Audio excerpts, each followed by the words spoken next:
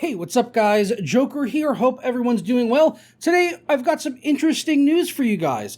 I actually bought a graphics card at nearly MSRP right off of Amazon without really much muss or fuss, and there was several different models, and pretty much all the models are available at just not that much over MSRP. Still not quite MSRP, but plenty of stock and availability at fairly reasonable prices, so we're going to kind of dive into that and take a look at the state of the GPU market in 2022. Also, got some other good news. Max Payne 1 and 2 are getting remakes from Remedy Entertainment in collaboration with Rockstar, so that's also pretty exciting. Let's get into it. But first, today's video is brought to you by SuperCDK.com, where you could save money on games for all of your favorite platforms, as well as software like Windows 10 Pro licenses for just $22, and then you can unlock the prestigious Dark Mode for Windows 10, which I honestly could not live without. It is blinding without the dark mode. You guys need it in your life. And now you can also save an additional 25% off at checkout by clicking buy now on any software products over there. Just go ahead and add it into your cart and put in my code JP25 at checkout and apply, and that'll bring our price from $22.44 all the way down to $16.83, a savings of over $5. And I'll walk you through how to get your key and install it on Windows 10. Go ahead and click Submit Order and complete your checkout from there. For me, that's going to be with PayPal, and then click on Pay Now.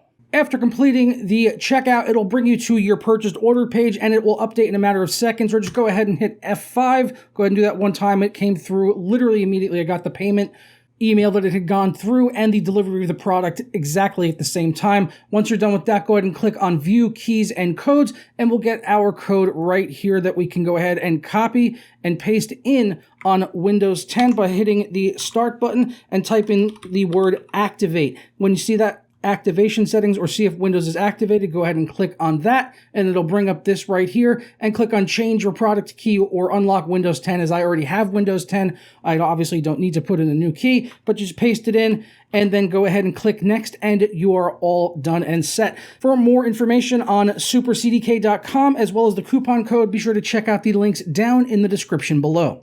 First up, though, we're going to take a look at the GPU market here in 2022, where I was able to score an RTX 3080 Ti yesterday for about $1,380, and it's a card that MSRP is usually at $1,329. And for full clarity, technically my brother bought a graphics card, but I was helping him buy it and pick it out because he needed an upgrade. He has a 980 Ti right now, and he games at 1440p.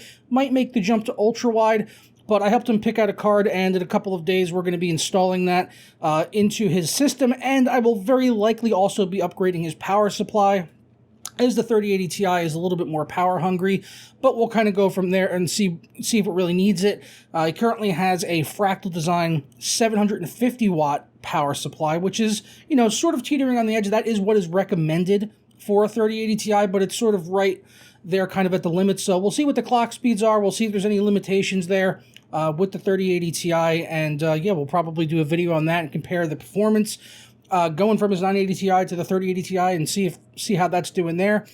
He's currently running a 3700X with 16 gigabytes of RAM, NVMe SSD, and all of that. So definitely no slouch of a system, but his GPU is starting to get a little bit on in age, and he wanted to be ready for the new Hogwarts Legacy game that is coming out soon, as he's a massive Harry Potter fan. So he wants to play that game, wants to get the best performance possible, and that 980 Ti, which was previously my 980 Ti, is starting to get a little bit long in the tooth. So with that out of the way, let's take a look. This is the card we were able to snag yesterday, and it's going to be coming, I believe, between April 11th and the 15th, he said.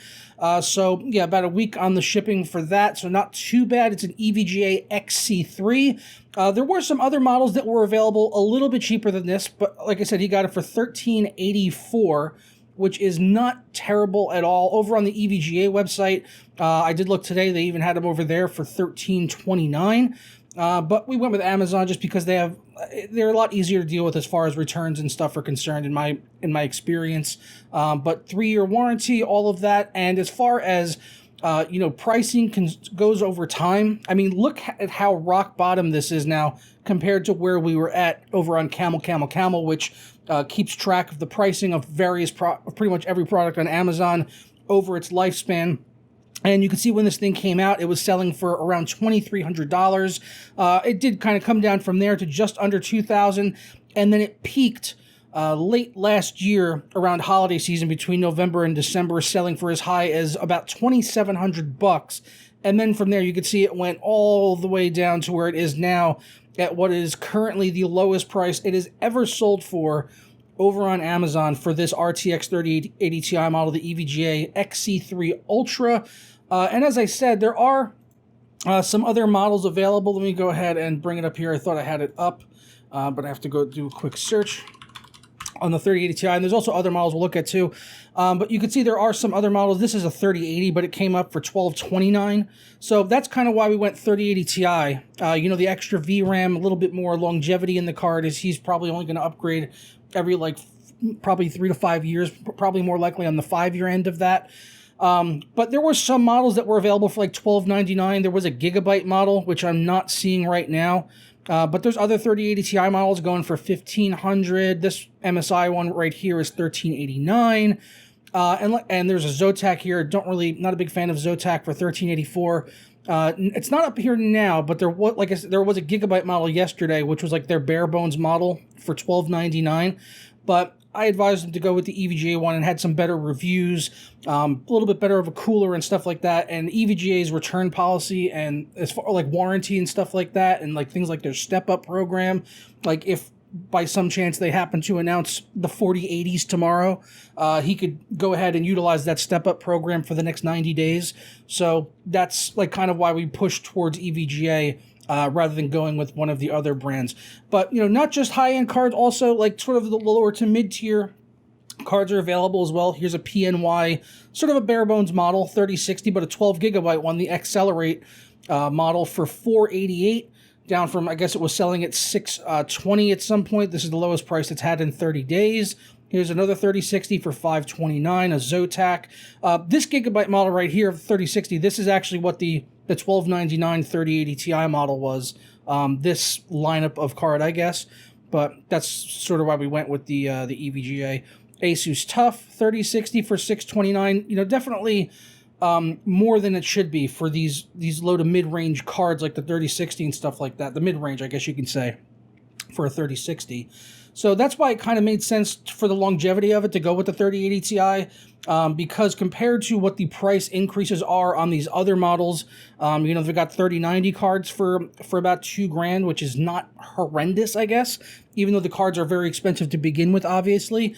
That's why it didn't make any sense to go for a 3090, and with the 3080s, you know, costing, you know, right around like $1,200, it made sense to spend the extra $100 or so to get a 3080 Ti. So that's why we sort of ended up on that model right there. That's some of my thinking. AMD cards as well. They've got some 6800 XTs for $1,000. That's definitely more than what it should be, but it's not, like I said, not terrible. It is the lowest price it's been in 30 days. Here's a 6800 for $769. Definitely a lot better. I guess at some point it was selling for $1,019. So $769 is definitely a hell of a lot better, more than it really should be, especially as they've already been out for a couple of years now at this point. But yeah, the GPU market is looking pretty good. I've seen a lot of people talking about it, you know, over the past month or two, like, oh yeah, inventory's improving, but I really hadn't seen the prices where I wanted them to be. But now, like, some cards, like I said, like that EVGA one we scored, which is still available, I'll put some links down below, or at least to the one that we got. You know, like $100 or so over what it should be, maybe 125, 150.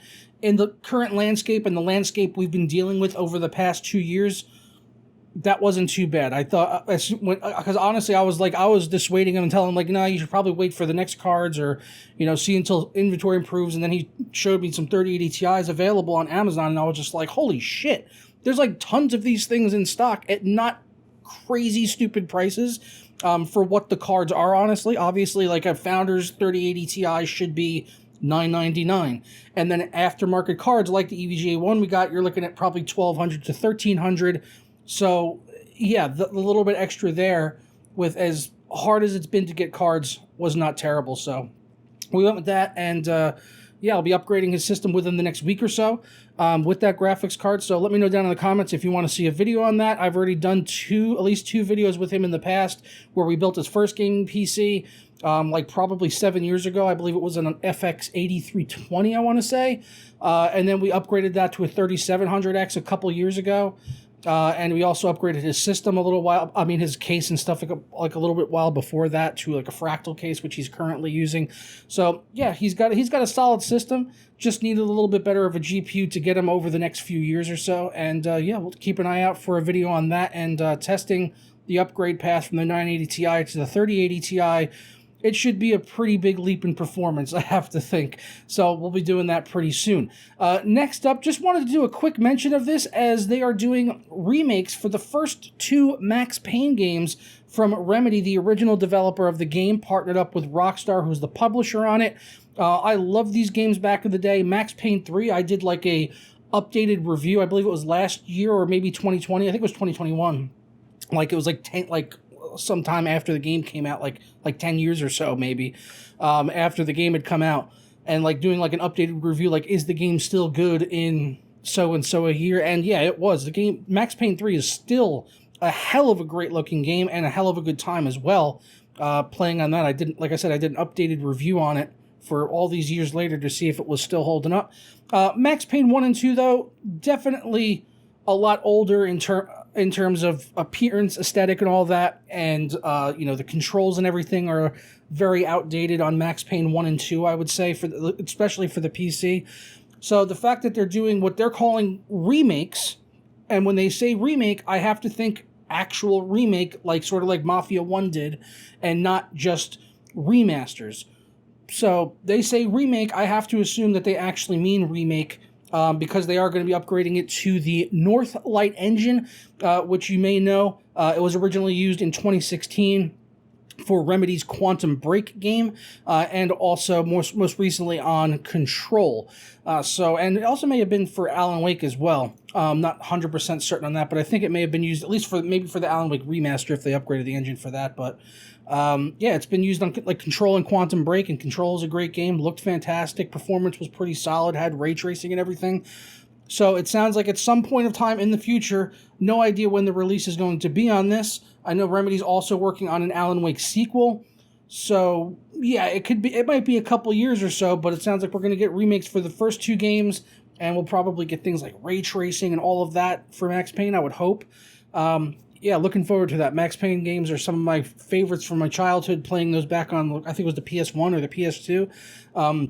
So definitely looking forward to that. But let me know your thoughts on everything down in the comments below in the GPU market. Are you going to buy a graphics card now that the prices are starting to normalize, or do you want to maybe wait until later in the year, which is also definitely a good way to go, as we are expecting the Ada Lovelace GPUs from NVIDIA to be announced in August and probably releasing in September. That nothing confirmed there. That's just what the current rumors are.